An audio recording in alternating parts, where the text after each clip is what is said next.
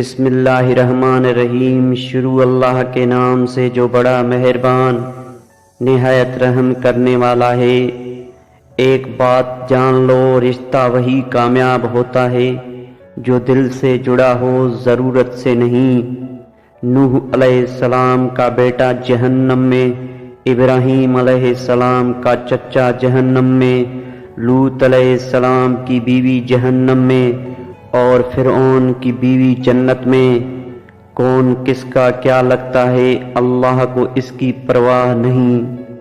جو سچ میں تمہارے ساتھ ہیں وہ ہر حال میں تمہارے ساتھ ہوں گے۔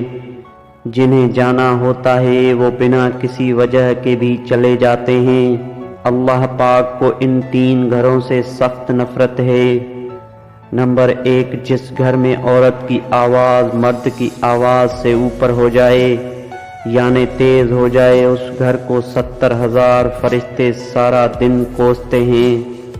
نمبر 2، جس گھر میں کسی کے حق کا مارا ہوا پیسہ جمع ہو اور اسی کے مارے ہوئے پیسوں سے اس گھر کی روشنی اور تکبر ہوتی ہو۔ نمبر 3، جس گھر کے لوگوں کو مہمان کا آنا پسند نہیں۔